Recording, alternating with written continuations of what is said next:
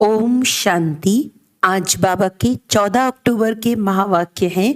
बाबा ने कहा, मीठे बच्चे आज्ञाकारी बनो। बाप की पहली आज्ञा है, अपने को आत्मा समझ बाप को याद करो। प्रश्न है, आत्मा रूपी बर्तन अशुद्ध क्यों हुआ है? उसको शुद्ध बनाने का साधन क्या है? उत्तर है, वाहियात बातों को सुनते और सुनाते आत्मा रूपी बर्तन अशुद्ध बन गया है। इसको शुद्ध बनाने के लिए बाप का फरमान है, hear no evil, see no evil. एक बाप से सुनो, बाप को ही याद करो तो आत्मा रूपी बर्तन शुद्ध हो जाएगा। आत्मा और शरीर दोनों पावन बन जाएंगे। गीत है जो पिया के साथ है। ओम शांति। ओम शांति का अर्थ तो बच्चों ने समझा हुआ है। बच्चों को घड़ी घड़ी पॉइंट्स दी जाती हैं। जैसे घड़ी घड़ी कहा जाता है, बाप और वर्षे को याद करो। यहाँ कोई मनुष्य की याद नहीं है। मनुष्य की वे किसी देवता की याद दिलाएंगे।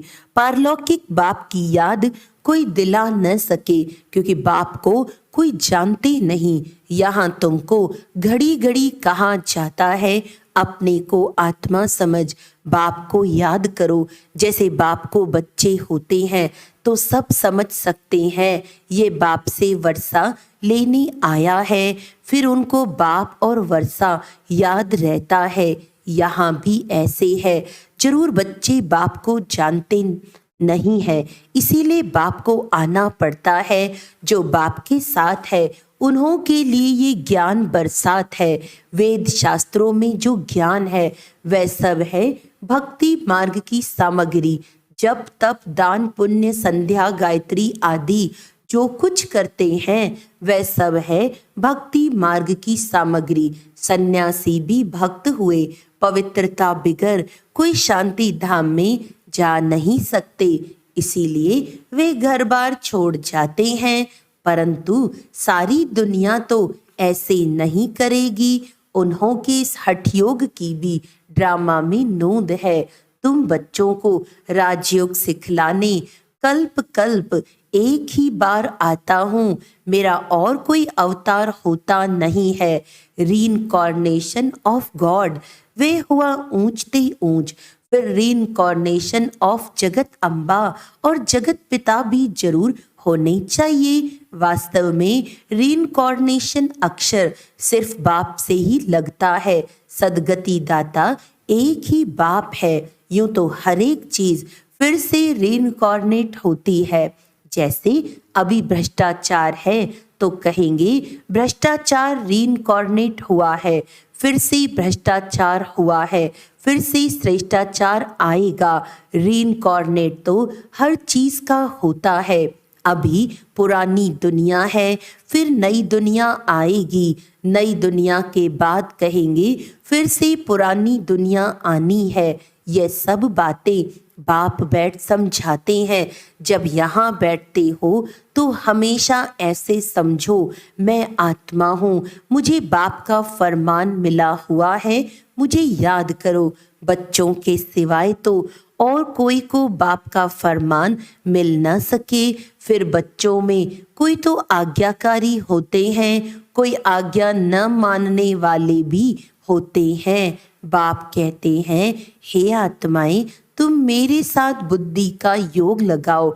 बाप आत्माओं से बात करते हैं और कोई विद्वान पंडित आदि ऐसे नहीं कहेंगे कि मैं आत्माओं से बात करता हूँ। वह तो आत्मा सो परमात्मा समझ लेते हैं। वह है रॉन्ग। तुम बच्चे जानते हो कि शिव बाबा इस शरीर द्वारा हमें समझा रहे हैं। शरीर बिगर तो एक्ट हो ना सके। पहले पहले तो ये निश्चय चाहिए। निश्चय बिगर तो कुछ भी बुद्धि में नहीं बैठेगा। पहले निश्चय चाहिए कि हम आत्माओं का बाप वे निराकार परमपिता परमात्मा है और साकार में है प्रजापिता ब्रह्मा।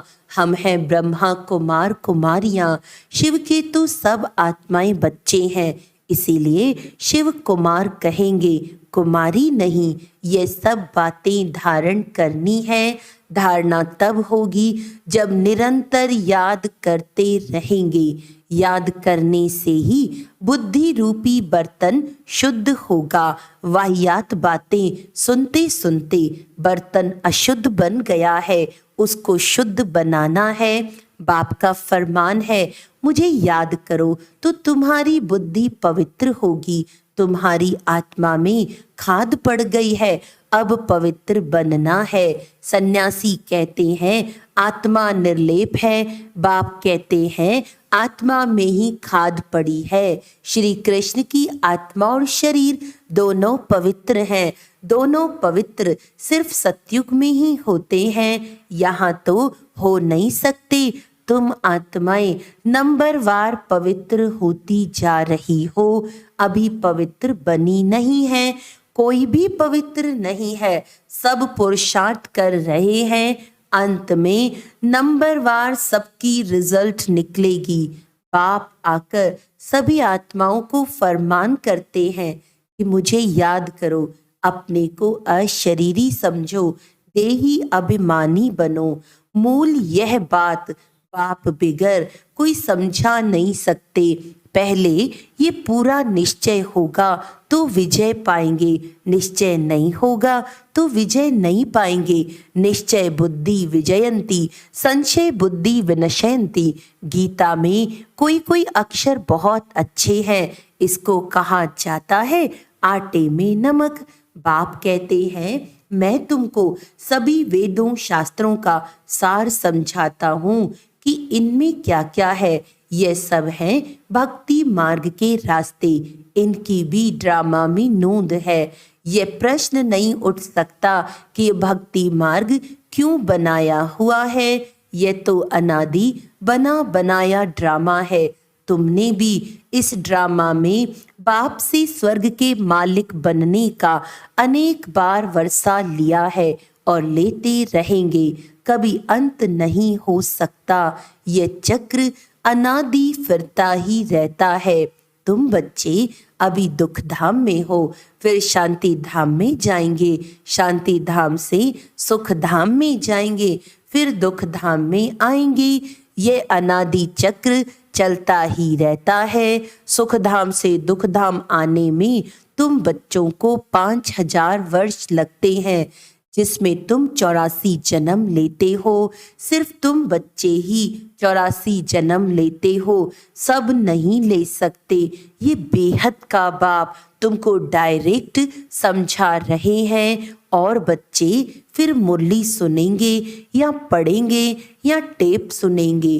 टेप भी सब नहीं सुन सकते, तो पहले पहले तुम बच्चों को उठते बैठते इस याद में रहना है।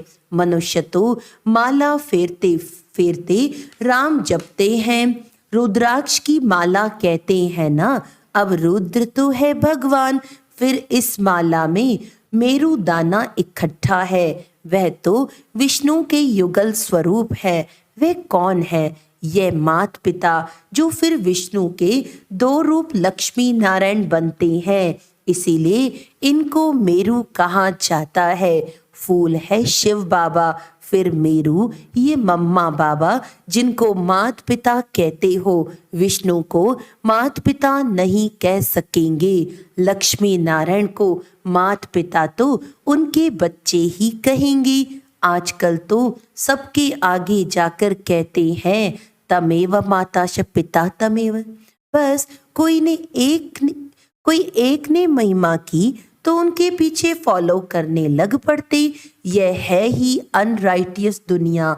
कलयुग को कहा जाता है अनराइटियस, सतयुग को कहा जाता है राइटियस। वहाँ आत्मा और शरीर दोनों पवित्र होते हैं। सतयुग में श्री कृष्ण गोरा है, फिर अंतिम जन्म में उनकी आत्मा सांवरी बनी है। ये ब्रह्मा सरस्वती इस समय सांवरे है ना, आत्मा काली बन गई है तो उनका जेवर भी काला बन गया है। सोने में ही खाद पड़ती है, उससे जेवर भी जो बनता है वे खाद वाला। सतयुग में जब देवी देवताओं की गवर्नमेंट है तो ये झूठ खाद होती नहीं, वहां तो सोने के महल बनते हैं।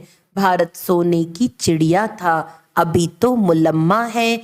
ऐसे भारत को फिर से स्वर्ग बाप ही बना सकते हैं। बाप समझाते हैं, श्रीमद् भगवानु वाच्य है ना, श्री कृष्ण तो दैवी गुणों वाला है, 2 भुजा 2 टांग वाला है। चित्रों में तो कहाँ नारायण को कहाँ लक्ष्मी को 4 भुजाएं दी है, समझते कुछ भी नहीं।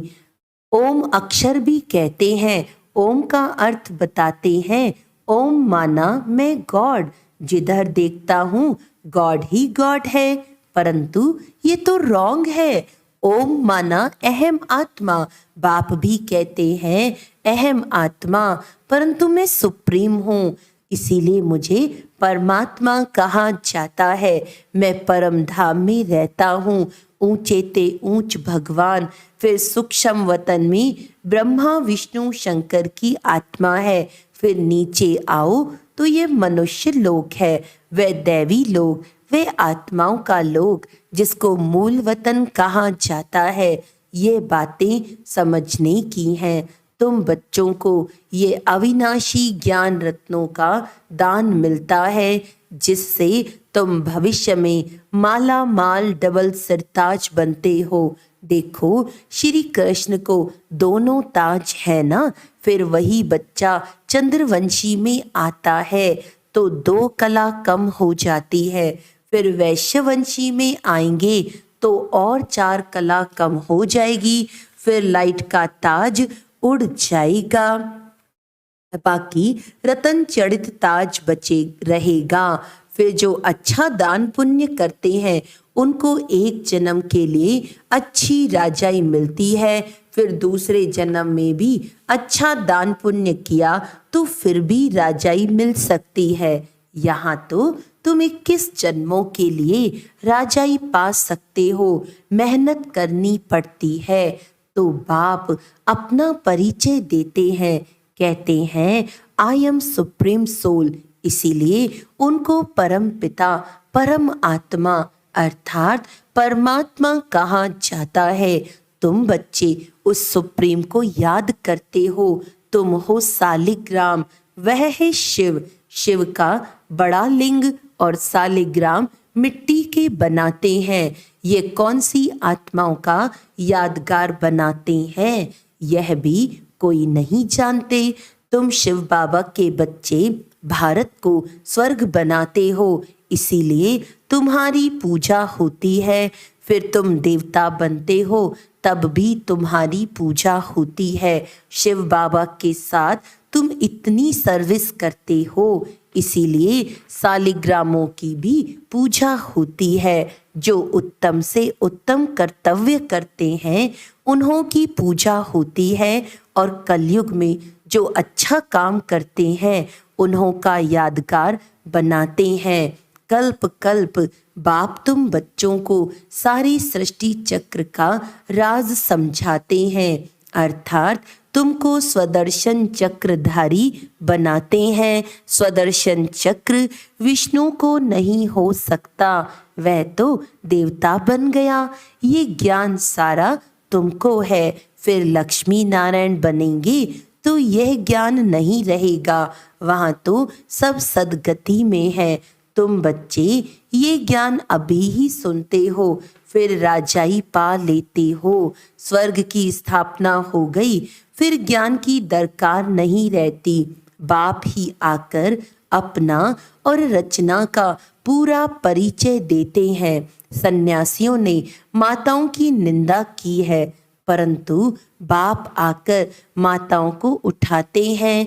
बाप यह भी समझाते हैं कि सन्यासी न होते तो भारत काम चिता पर बैठ एकदम खाक हो जाता। जब देवी देवता वाम मार्ग में गिरते हैं तो उस समय अर्थक्वेक बड़ी जोर की होती है, फिर सब नीचे चला जाता है और खंड आदि तो होते नहीं, भारत ही होता है। इस्लामी आदि तो पीछे आते हैं, तो फिर वह सतयुग की चीजें यहाँ रहती नहीं। तुम जो सोमनाथ का मंदिर देखते हो वह कोई वैकुंठ का नहीं है, ये तो भक्ति मार्ग में बना है, जिसको मोहम्मद गजनवी आदि ने लूटा। बाकी देवताओं के महल आदि सब अर्थक्वेक में गायब हो जाते हैं। ऐसे नहीं कि महल के महल नीचे गए हैं वही फिर ऊपर आ जाएंगे, नहीं, वह तो अंदर ही टूट फूट सड़ जाते हैं। फिर उसी समय खोदते हैं तो कुछ न कुछ मिलता है, अभी तो कुछ भी नहीं मिलता है। शास्त्रों में कोई यह बातें नहीं है। सदगति दाता है ही एक बाप। पहले पहले तो ये निश्चय चाहिए, निश्चय में ही माया विघ्न डालती है। कहते हैं भगवान कैसे आएगा? अरे शिव जयंती है तो जरूर आए होंगे। बाप ने समझाया है, मैं बेहद के दिन और बेहद की रात के संगम पर आता हूँ। ये कोई नहीं जानते कि किस समय आता हूँ, तुम बच्चे जानते हो। बाप ने ही ये नॉलेज दी है और दिव्य दृष्टि से ये चित्र आदि बनवाए हैं। गीता में भी कल्प वृक्ष का कुछ वर्णन है। बच्चों को कहते हैं हम तुम अभी हैं, कल्प पहले भी थे और फिर कल्प कल्प मिलते रहेंगे। मैं कल्प कल्प तुमको ये ज्ञान दूंगा तो चक्र भी सिद्ध होता है, परंतु तुम्हारे सिवाय कोई समझ ना सके। ये सारी सृष्टि चक्र का चित्र है, जरूर कोई ने बनवाया है। बाप भी इस पर, बच्चे भी इस पर समझाते हैं। अच्छा, मीठे मीठे सिखिलदे बच्चों प्रति माता पिता बाप दादा का याद प्यार और गुड मॉर्निंग। रूहानी बाप की रूहानी बच्चों को नमस्ते। हम रूहानी बच्चों की रूहानी बाप दादा को याद प्यार गुड मॉर्निंग, नमस्ते नमस्ते नमस्ते जी। धारणा के लिए मुख्य सार है, हर बात में विजय का आधार निश्चय है, इसीलिए निश्चय बुद्धि जरूर बनना है। सदगति दाता बाप में कभी संशय नहीं उठाना है। बुद्धि को पवित्र व शुद्ध बनाने के लिए अशरीरी बनने का अभ्यास करना है। वाहियात यानी व्यर्थ बातें न सुननी है न सुनानी है। वरदान है, बेहद की स्मृति स्वरूप द्वारा हद की बातों को समाप्त करने वाले अनुभवी मूर्त भव। आप श्रेष्ठ आत्माएं डायरेक्ट बीज और मुख्य दो पत्ते त्रिमूर्ति के साथ समीप संबंध वाले तना हो। इसी ऊंची स्टेज पर स्थित रहो, बेहद के स्मृति स्वरूप बनो तो हद की व्यर्थ बातें समाप्त हो जाएंगी।